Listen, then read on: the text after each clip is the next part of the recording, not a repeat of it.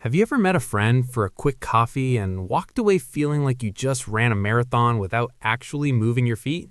You sit there in your car, staring at the steering wheel, unable to turn the key, and you wonder why your body feels so heavy. You only sat there for an hour. You just talked. Nobody fought, nobody yelled, yet you feel completely hollowed out, like someone reached inside and scooped out all your vitality with a spoon. It is strange, isn't it? Because with other people, you can talk until 3 in the morning and feel more awake than when you started. But with this specific person, or in this specific type of conversation, the clock seems to slow down and your brain starts to fog up. You might blame it on being an introvert, or maybe you just think you didn't get enough sleep last night. But here's the thing. It's usually not about your sleep schedule, and it's not just about being introverted. There's a hidden mechanical process happening in your brain during these interactions. Your mind is working overtime to process signals you're not even consciously aware of. There are specific psychological reasons why certain conversations operate less like an exchange of ideas and more like a vampiric transaction. And the scariest part is that you might be letting it happen because you think you're just being a nice person. Let us look at the first type of draining interaction. This is one you'll recognize immediately. It's the conversation that feels like a trap. You know this person. Maybe it's a coworker or an old friend from college. When you see their name pop up on your phone, your stomach does a little flip, and not the good kind. You answer the phone, and they launch right into it. The crisis, the drama, the injustice that happened to them at the grocery store, or the way their partner looked at them this morning. They're animated and intense. They need you to understand exactly how wrong everything is. At first, you do what a good friend does. You listen. You offer sympathy. You say things like, "That sounds terrible," or "I'm so sorry that happened." But then you notice something. They don't want a solution. If you offer advice, they shoot it down immediately. They say, "Yeah, but you don't understand," or "Well, I can't do that because of this other reason." This is what psychologists often refer to as the help-rejecting complainer, or sometimes the emotional dumper. But it's not just complaining. It's a loop. The exhaustion you feel comes from a phenomenon called cognitive dissonance. Your brain is wired to solve problems. When we hear distress, our natural human instinct is to fix it, to make the distress stop. But in this conversation, your brain is revving its engine, trying to find a solution, but the car is in neutral. You're burning fuel, but going nowhere. You're offering emotional labor, regulating their emotions for them because they can't do it themselves. You're essentially acting as an external nervous system for someone else. They leave the conversation feeling lighter and relieved because they've transferred their chaotic energy onto you. You leave the conversation feeling heavy because you're now carrying the weight they just dropped. Then there's a more subtle type of exhaustion. This one is trickier because on the surface, the person seems perfectly nice. They ask you questions, they nod, they smile, but about 20 minutes in, you start to feel a creeping sense of loneliness, even though you're sitting right next to them. This is the conversation with the wall. You share something important to you, maybe a fear about your career, or a funny story about your dog. They look at you and give a generic response. They say, "Oh, that's nice," or "Wow, crazy," and then silence. You find yourself overcompensating. You start talking faster. You add more details to make the story more interesting, hoping to get a spark of genuine reaction. You're becoming a performer in your own life. You're working so hard to bridge the emotional gap between you and them. The psychology here is rooted in the lack of reciprocity. Human conversation is like a game of catch. You throw the ball, they catch it, and throw it back. This rhythm releases dopamine and oxytocin, which are bonding chemicals that make us feel energized and connected. When you throw the ball and the other person just lets it drop to the floor over and over again, your brain goes into a state of social threat. Your subconscious starts asking, "Is something wrong with me? Am I boring? Do they hate me?"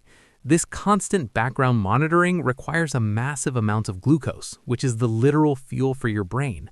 You're drained not because of what was said, but because of the sheer effort it took to suppress the anxiety of being unheard. Now let's shift gears to a different kind of drain. This one is high energy, but it leaves you feeling defeated. It's the competitive conversationalist. Imagine you're sitting down for lunch and you mention that you're feeling a bit tired because you stayed up late working on a project. Before you can even finish your sentence, they jump in. "Oh, I know exactly how you feel," they say.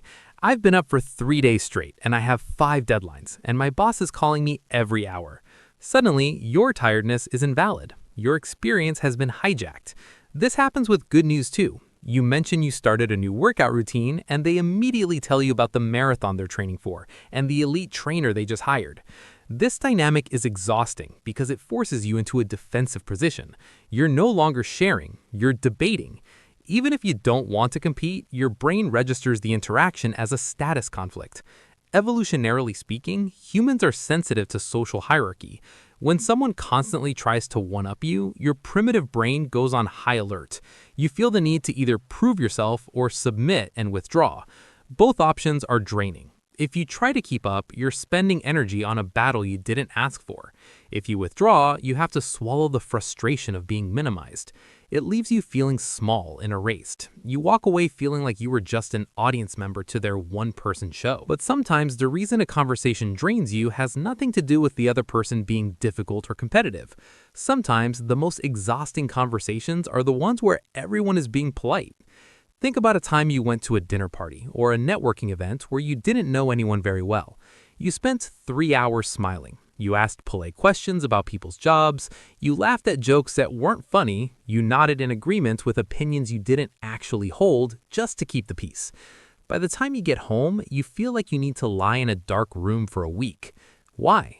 The people were nice. The food was good. This is the cost of incongruence. In psychology, incongruence happens when your external behavior doesn't match your internal state.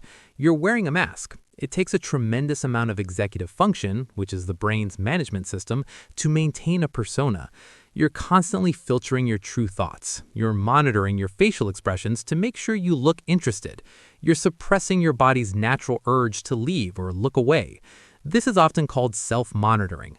High self-monitors are people who are very good at adapting to social situations, but they burn out faster. It's like running an app on your phone that uses 100% of your battery in the background. You might look calm on the outside, but inside, your neurons are firing rapidly just to keep the facade from crumbling. You're drained because you were never actually present. You were performing a version of yourself that you thought was acceptable, and that performance comes with a high energetic price tag. Then there's one more type of draining conversation that we rarely talk about because it feels like a good thing at first. It's the over-intellectualized analysis. You have a friend who loves to analyze everything. You tell them you're feeling a bit sad today. Instead of just giving you a hug or saying that sucks, they pull out the microscope. They ask, why do you think that is? Is it because of your relationship with your mother? Is it because of that thing you ate? Maybe you're projecting your insecurities. They turn your emotions into a puzzle to be solved. They use therapy speak and complex terms. They want to dissect your psyche. At first, it feels like they care. They're paying attention, right?